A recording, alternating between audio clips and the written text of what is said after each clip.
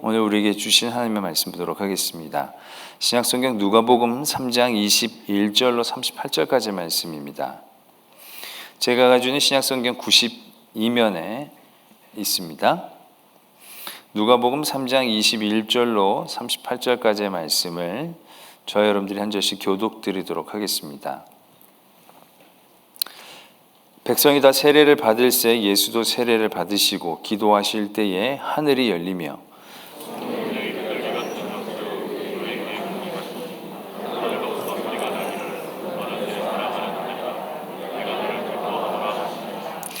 예수께서 가르치심을 시작하실 때 30세쯤 되시니라. 사람들이 아는 대로는 요셉의 아들이니 요셉의 위는 헬리요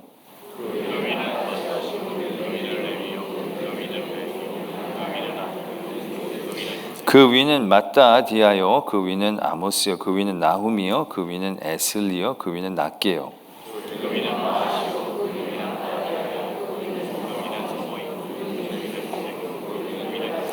그 위는 요하나니요 그 위는 레사요 그 위는 스룹바벨이요 그 위는 스알데일이요 그 위는 네리요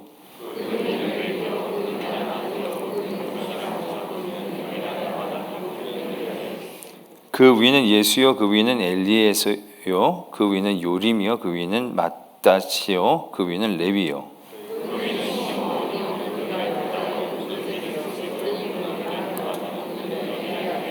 그 위는 멜레아요 그 위는 맨나요 그 위는 마따다요 그 위는 나단이요 그 위는 다윗이요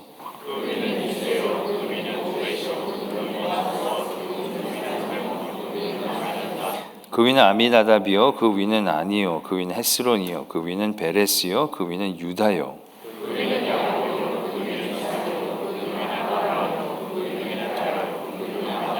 그 위는 수룩이요 그 위는 루유요 그 위는 벨렉이요 그 위는 헤버요 그 위는 살라요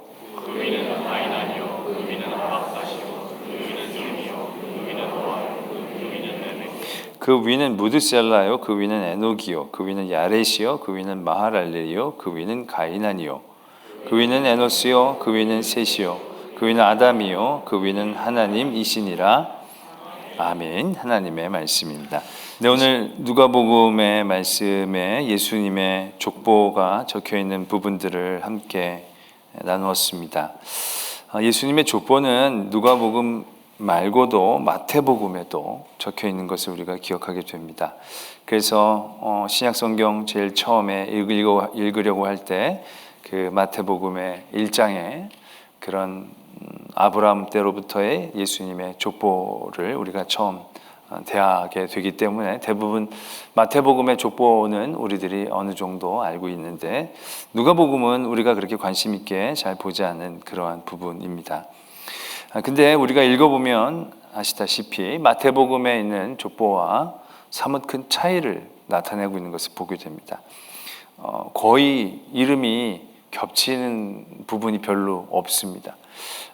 두 사람, 세 사람 정도, 그러니까 아브라함 그 밑에 중요한 인물들 빼놓고는 두세 사람만 겹치지 그렇게 이름이 겹치지를 않는 것을 보게 됩니다. 그러면서 이 누가복음의 족보는 뭔가, 마태복음의 족보는 뭔가 그런 생각들을 하게 됩니다. 이게 왜 이렇게 다른지 솔직히 딱 정답은 아직까지 없습니다. 여러 가지 설은 있지만 이게 이것 때문에 그렇다라고 얘기할 수 있는 부분, 그러한 아주 확실한 이유에 대해서는 아직 의견이 분분한 것을 보게 됩니다.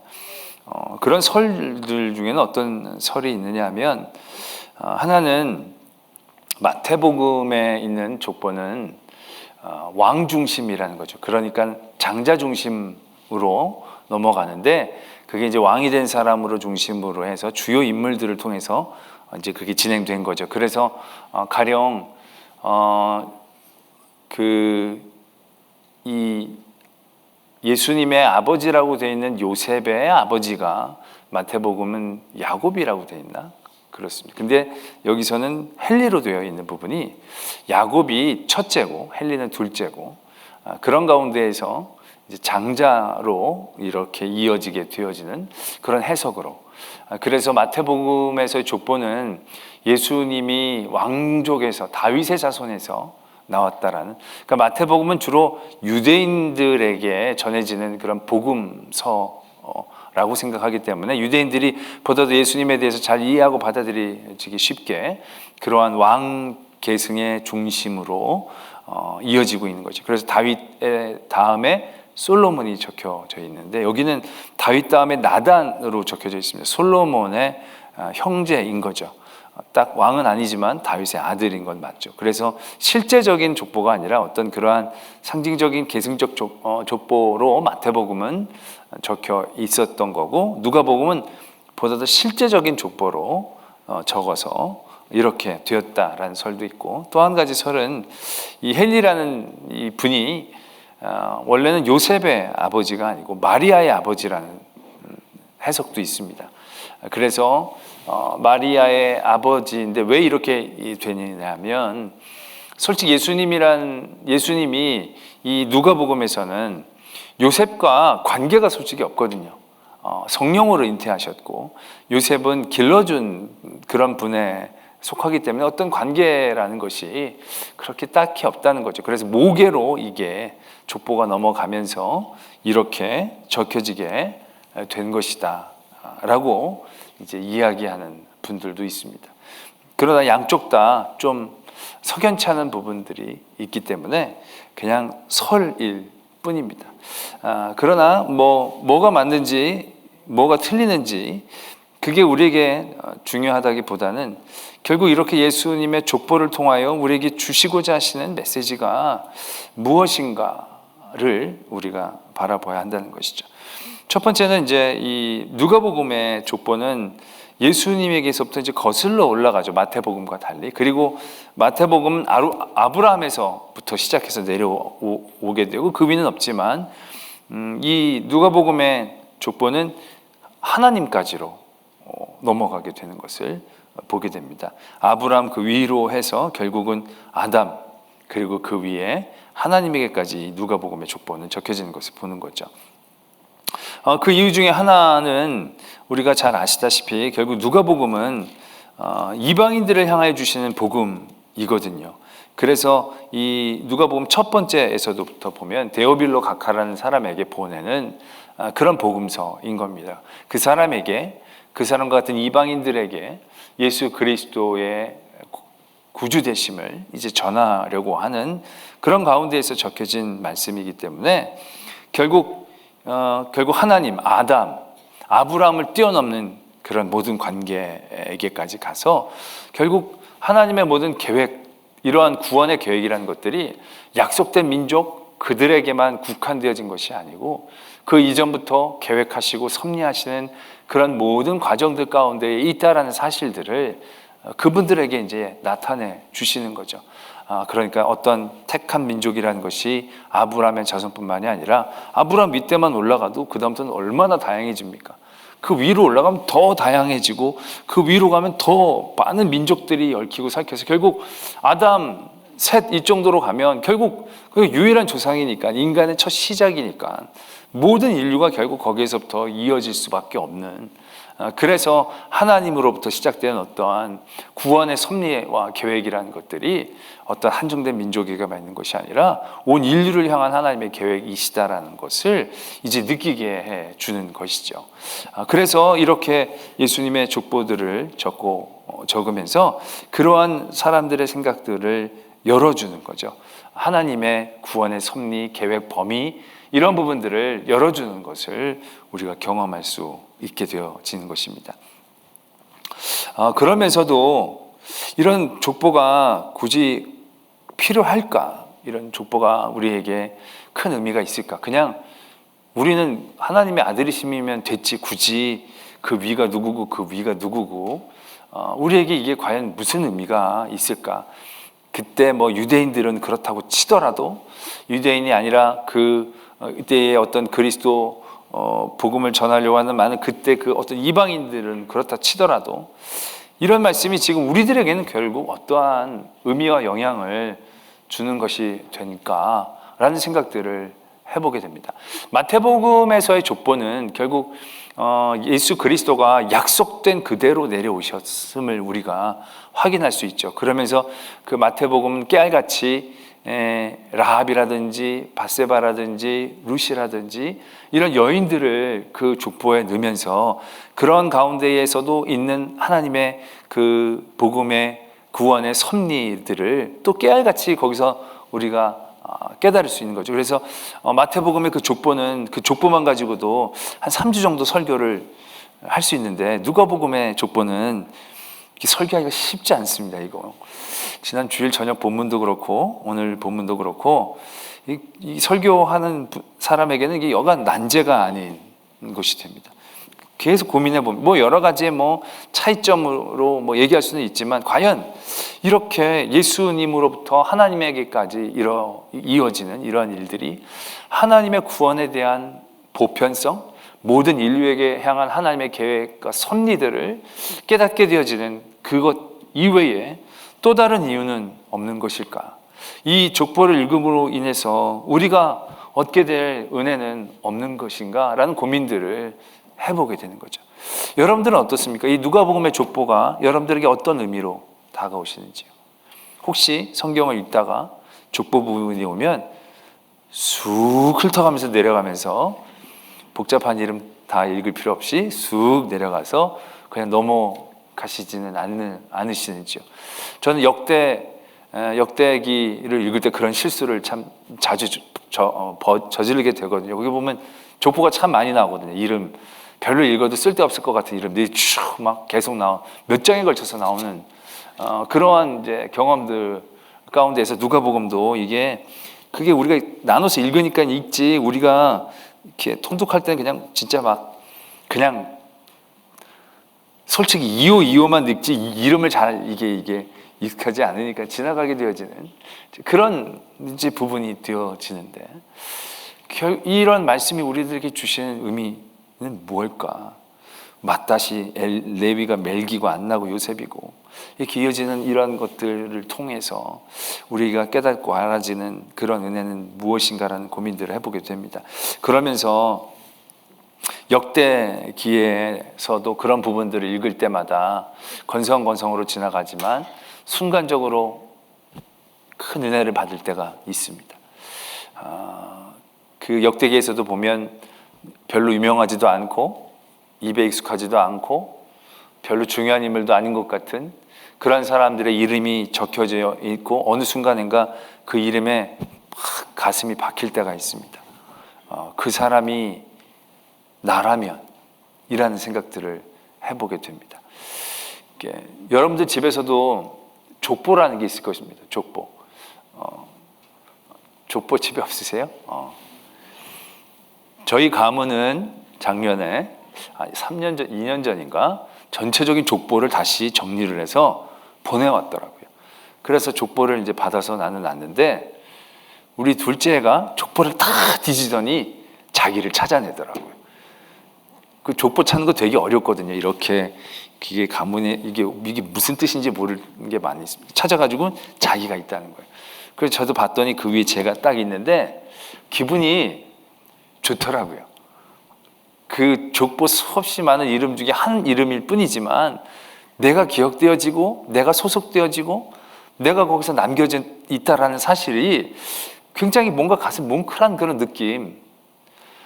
뼈대 있는 가문들은 다 알 텐데 이 감정들을 공감대가 형성되어지는 건지 뼈대 있는 가문들은 다 그런 거 잘 아실 겁니다. 느낌 아시죠? 감사합니다. 하여튼 그런 느낌 받는 거죠. 근데 역대기를 읽을 때 그런 감동을 받을 때가 있어요. 가슴이 뭉클하고 눈물이 날 때도 있습니다. 그 적혀 있는 아무것도 아닌 우리가 생각하기엔 아무런 관심도 없고 상관도 없고 진짜 중요하지도 않고 몰라도 될 만한 어떤 이름에 확 꽂히면서 그 이름도 거기 적어주신 하나님, 그 이름도 거기에 남겨주신 하나님, 그 사람에게 향한 하나님의 마음, 나는 그 사람이 아무 상관없고 나는 그 사람이 그냥 이름이고 나는 그 사람이 복잡한 그냥 이름일 뿐이고 상관없는 이름이지만 하나님에게는 기억되어지고 남겨지고 적혀지는, 그리고 관심 갖고 사랑하시는 그리고 결국은 그를 위하여 죽기까지 사랑하시는 그 하나님. 너무 과장이라고 생각하시는 분들도 계실 수 있겠지만 그게 절대 과장이 아닌 것이죠. 결국 하나님께서의 구원의 섭리라는 것은 인류 모두인 것은 사실입니다. 근데 그 인류 모두라는 게 그냥 집단을 의미하는 게 아니거든요. 그냥 다수를 얘기하는 게 아니거든요. 뭉뚱거려 그냥 인류를 얘기하는 게 아니거든요. 하나님이 말씀하시는 그 인류는 정말 그 한 땀 한 땀, 한 사람 한 사람, 그 한 사람 한 사람들이 모인 그러한 인류를 의미하는 것이거든요. 우리가 그 하나님의 사랑의 부유하심이라고 얘기할 때 우리가 늘 사랑하고 무엇인가를 생각할 때 하는 방식으로 하나님을 이해하려다 보니까 내 자신이 하나님 앞에서 별로 중요하지 않게 여겨질 때도 있고 기억되지 않으실 것 같은, 나는 하나님께서 모르실 것 같은 그러한 생각들로 대하시는 경우들이 많이 있게 되어지는데 절대 그렇지 않은 것이죠. 진짜 하나님은 한 사람 한 사람 다 아시고 그래서 말씀은 머리카락까지 세신 바 된다라고 말씀하고 계시지 않습니까? 한 사람 한 사람에 대한 관심이 머리카락까지 세시는, 전 인류를 그냥 뭉뚱거려서 사랑해서 무슨 CCTV를 보시면서 이렇게 대강 동선 체크하시면서 사랑하시는 그런 종류의 사랑이 아닌 거죠. 하나님은 나를, 하나님은 나를, 하나님은 나를.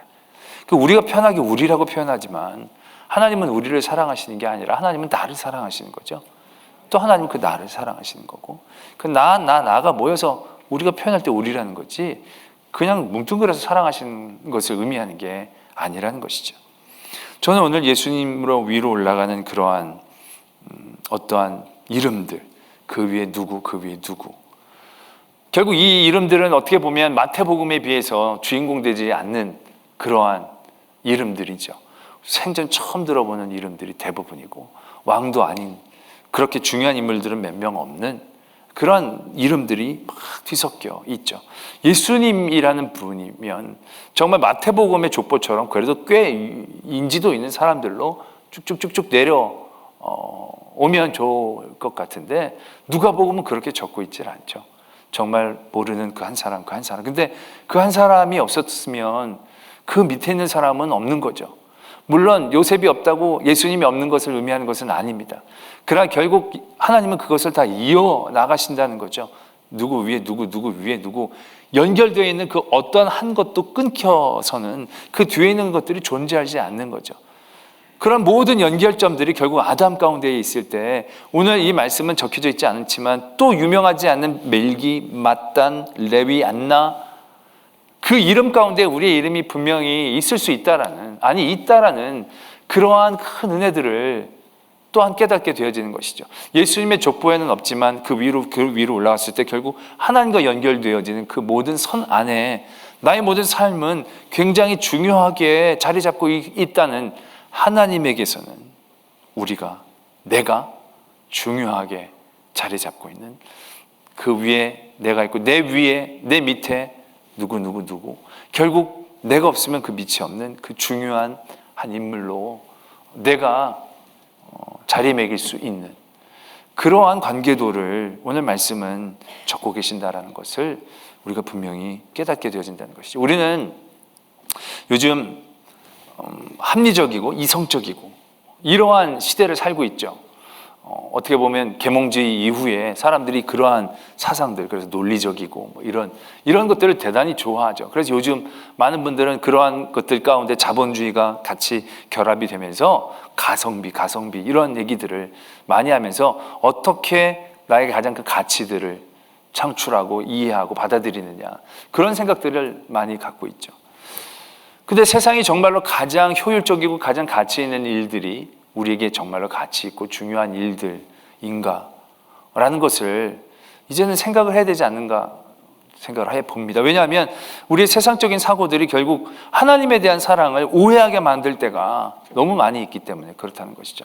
하나님은 크고 많고 중요한 사람들을 더 사랑하시는 것 같은, 우리들도 보면 우리가 하나님의 사랑을 이해할 때 그렇지 않습니까? 내가 높아지고 내가 중요하게 되어지고 내가 잘 되면 내가 하나님께 사랑을 받는다고 생각을 해요. 그건 어떻게 보면 하나님이 그런 사람만 사랑하는 것처럼 생각하는 그런 사고 가운데서 나타난 거죠. 내가 힘없고 내가 가난하고 내가 사람들에게 중요한 인물이 아니면 하나님이 나를 사랑하지 않는 것처럼 생각하는 거예요. 그럼 하나님은 자본주의 하나님인 거죠. 하나님은 정말 우리 세상 사람들과 똑같은 마음인 것이죠. 또 어떤 일들을 정할 때도 항상 가치 있는 사람들을 하나님은 살리시고 더 쓸만한 사람들, 쓸모 있는 사람들을 살리시고, 그래서 바울과 같은 사람들을 사용하시고, 나중에 쓸모 있고 일 많이 하고 뭐 이런 사람들은 하나님이 더 중요하게 여기시고, 안 그런 사람들은 안중히 여기시고, 우리는 그런 식으로 생각한다는 것이죠. 그럼 하나님은 하나님 앞에서 가치라는 것이 하나님 앞에 무슨 의미가 있는데요? 우리는 하나님의 사랑을 생각하고 우리가 하나님의 일들을 할 때도 늘 그것을 많이 생각하고 고민하게 됩니다. 저도 그렇게 자유롭진 못하죠. 어떤 누군가를 도울 때에도 이 돕는 게 얼마나 가치가 나올지, 이 도움이 얼마나 소용이 있을지, 밑 빠진 독에는 물을 붓고 싶지 않죠. 뭔가 도와줬을 때 여기에서 더 많은 가치가 나오고 피드백이 나오고, 그래서 그 일에 대한 어떤 보람을 느끼고, 그런 일들을 생각하면서 누구를 돕고 하나님의 일들을 할 때 우선순위를 매길 때가 적지 않죠. 근데 하나님도 과연 그렇게 일하시는 분일까라는 것이죠. 하나님은 주권자 하나님이시지요. 하나님은 하나님의 능력으로 일하시는 분입니다. 우리에게 어떤 가치나 능력이라는 것이 하나님에게 큰 도움이 되거나 하나님이 사용하시는 이유가 된다라고 생각해서는 안 됩니다. 돌들로도 하나님을 찬양케 하실 수 있는 분이 하나님이십니다. 아무것도 못 배운 무식한 사람들을 통해서도요, 수천 명을 변화시킬 수 있는 사람이에요. 공부 많이 했다고 바울을 사용하시는 게 아니고요, 또 다른 것으로 하나님이 사용하시는 것이지 세상의 어떤 가치나 갖고 있는 능력으로 그렇게 된 게 아니에요. 모세도 처음엔 말을 못했어요. 그런데 하나님이 사용하시니까 그때부터는 아론이 필요 없잖아요. 자기가 하나님의 성령의 감동을 받으면 그렇게 일을 하시는 분이죠. 또 유명한 예수님의 비유가 있지 않습니까? 양 한 마리 찾아가시는 목자의 모습들. 지금 우리의 생각으로는 그거는 가당치도 않는 얘기죠. 99마리를 놔두고 한 마리를 찾으러 가는 건 대단히 미련한 일인 겁니다. 그 한 마리 찾으러 갔다가 99마리에서 무슨 사건이 생기면 얼마나 그게 더 손해입니까? 그러니까 나갈 생각할 수가 없는 거죠. 그런데 그 목자는 한 마리를 찾으러 나가지 않습니까? 그리고 한 마리를 찾고 돌아왔을 때 기뻐서 잔치를 벌입니다. 양 한 마리가 얼마나 가치를 갖고 있는지 모르겠지만 그 한 마리 찾으러 가서 또 고생하고 또 찾으러 그거 생각하면 물론 기쁘기야 기쁘지만 잔치까지 벌일 일이 될까? 가성비 따지면 잔치를 벌이라고 또 어미양을 잡았을지 안 잡았을지 알 수도 없는 일이고, 그건 솔직히 과연 그렇게까지. 근데 양의 얘기가 아니지 않습니까? 물질에 대한 얘기를 하고 있는 게 아니지 않습니까? 잃은 양을 찾은 기쁨에 대해서 얘기하고 있잖아요. 그러니까 큰아들, 작은아들, 돌아온 탕자 얘기들도 보면 이 큰아들은 절대 이해가 안 되죠. 이 아버지의 사랑이라는 게 감이 안 옵니다. 너무 억울하죠. 근데 아버지는 물질에 대한 얘기가, 양 한 마리, 염소 한 마리를 안 준 얘기가 아니잖아요. 잃었던 자식이 돌아왔다는 그 사랑이란 가치, 그 사랑이란 가치 전부를 거시는 분이 하나님이신 거죠. 가성비 따지면 예수님이 이 땅에 내려서 죽으셔서 우리의 죄를 사해 주시는 게 편하시겠어요? 아니면 다 갈아엎고 새로 창조하시는 게 더 어려우시겠어요? 하나님은 말씀으로 창조하시는 분인데 창조하는 게 그렇게 어려운 일이시겠어요? 또 창조하신다고 한다면 자신이 죽는 것보다 말하는 게 더 힘든 일이겠습니까? 그게 더 복잡하고 어려운 일이겠습니까? 그렇지 않다라고 생각합니다. 그러나 하나님은 편하고 분명한 일을 선택하신 게 아니에요. 자기가 내려오셔서 자기가 우리를 위해 죽으시는 거예요. 왜? 그 이유를 어떻게 설명할 수 있겠습니까? 합리적으로? 논리적으로? 계산적으로? 가성비적으로 미련하고 어리석은 겁니다. 그래서 십자가의 도가 세상 사람들에게는 미련한 것이죠. 십자가의 도가 세상 사람들에게는 어리석은 것입니다. 이해가 안 되는 겁니다. 근데 그걸 이해할 수 있는 건 뭡니까? 딱 하나밖에 없는 거죠. 사랑하기 때문이라는 거예요. 사랑하기 때문에. 그게 되기 때문에 되는 거죠. 우리가 가정에서도 부모님들이 자녀들을 사랑할 때 가성비 따집니까? 투자 대비 나올 걸 생각하면서 그렇게 하는 겁니까? 그런 거 따지면 정말 머리 많이 복잡해지죠. 요즘 애들이 결혼을 늦게 하죠. 30대 중반, 30대 중반부터 결혼을 해서 그랬을 때 우리가 애를 작게 놓으니까 한 60에 애가 결혼을 하는 거죠. 그래서 애가 결혼을 해서 30대 중반부터 내가 60일 때 30살 더 사서 내가 90살까지 산다고 했을 때 애들이 한 달에 100만 원씩 나한테 용돈을 내게 한다면 그게 다 얼마입니까? 30년. 1년에 1200만 원. 그죠? 10년이면 1억 2천. 3년이면 3억 6천. 그러니까 얘네들한테 3억 6천을 받아내기 위해서 걔네들한테 투자를 한다고 생각을 해보십시오. 그러니까 요즘은 연금이 믿을 수가 없으니까 애들을 잘 키워가지고 받아내야 되는데, 그래가지고 그 애들한테 3억 6천을 투자를 해가지고 30년 묵히고, 그리고 이자까지 쳐서, 이거 굉장히 이게 손해가 막급한 거죠. 이게 계산이 안 나오는 일입니다. 무식한 일인 거죠. 거기다가 그 노동력이나 이런 거 다 빼고 원가만 계산을 해도요. 그런데 걔네들한테 현금으로도만 들어간 것만 계산해도 절대로 투자 대비 한 70%는 뽑아낼 수 있을까요? 그것도 100만 원을 받을 때 얘기죠. 100만 원 또 뽑아갈 수도 있는 놈들이 많잖아요. 그러니까 이게 알 수가 없는 거예요. 이게 진짜 어떻게 보면 대단히 도박도 그런 도박이 없는데 그런 게 하면서 이게 나중에 받아낼까? 우리가 내가 연금을 내면서도 그런 생각, 이게 나중에 받아낼까?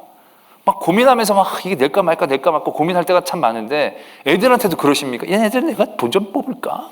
이거 먹일까? 이거 얘네 애들이 알까? 그런 거 생각하시면서 하신 분들은 아무도 없을 거예요. 그냥 먹이죠. 그냥 최선을 다해서 해주십시오. 왜요? 부모들이 다 바보라서요? 다 어리석어서요? 계산을 못해서요? 그게 아니죠. 결국 사랑이라는 가치가 있는 거죠. 세상은 그 한 사람 한 사람의 가치를 잃어가죠.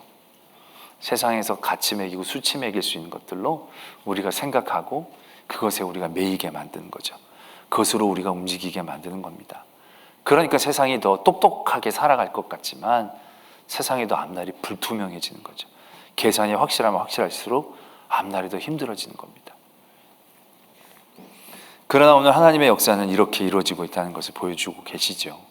정말로 미천한 한 사람 한 사람, 우리가 생각하기에는 관심 없는 한 사람 한 사람이지만 그 한 사람 한 사람은 모두 하나님으로부터 시작된, 하나님이 기억하시는 그 한 사람, 그 한 사람으로 사랑하시고 그 한 사람으로 하나님 앞에 같이 있게 되어지는 것이고, 우리가 그 한 사람이다라는 사실들을 우리도 잊지 말아야 한다는 것이죠. 예수님은 나를 위해 이 땅에 오신 겁니다. 나를 위해 계획하시고 섭리하십니다. 어떻게 보면 이 세상은 하나님이 내 중심으로 돌게 해주시는 겁니다. 모든 것들이 나를 위한 섭리, 힘들고 어려운 일들, 하나님이 나를 위한 깨달음, 시험, 훈련, 좋은 많은 일들, 하나님이 내게 주시는 은혜, 이렇게 우리가 이해하고 있지 않습니까? 이것이 얼마나 하나님 앞에 우리가 얼마나 소중한 존재인가. 예수님이 날 위해 이 땅에 오시고 그런 하나님의 사랑들을 깨닫는 것이 복음의 힘인 것이고 기쁨인 것입니다. 오늘 예수님의 사역이 시작이 되면서 이러한 족보를 얘기하십니다. 지난주 세례 요한도 그런 말씀을 나눴죠. 세례 요한은 예수님을 위한 소모품인가? 아니죠. 그 세례 요한을 통한 하나님의 은혜, 가장 큰 가치, 그게 예수 그리스도를 위한 일들 가운데 있는 그것이다라는 것, 우리가 지난주에도 나눴었고요. 오늘도 그 예수님의 사역이 예수님의 어떤 그 능력, 위대함으로 시작이 되어지지만 결국 그런 모든 것들은 이 한 사람 한 사람 그 사람들을 위한 하나님의 사랑이다라는 것을 우리들에게 다시 한번 깨닫기를 원하시는 그러한 말씀으로 다가오게 되어진다는 것입니다. 세상 사람 날 뭐라고 해도 예수님은 나를 버리시지 않습니다.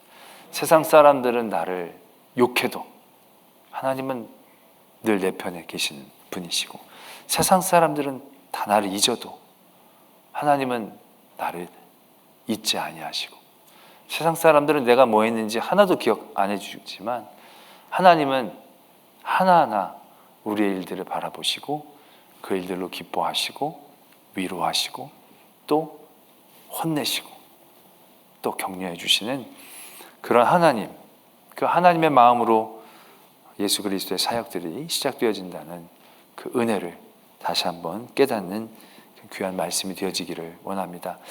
또 누가복음을 읽으실 때가 되신다면 이 부분을 지나가지 마시고 이름 하나하나를 한번 곱씹어서 읽어보시길 바랍니다. 언젠가 그 이름이 여러분들의 이름처럼 느껴지면서 하나님의 사랑을 느끼게 되어지는 큰 은혜의 시간이 될 것입니다.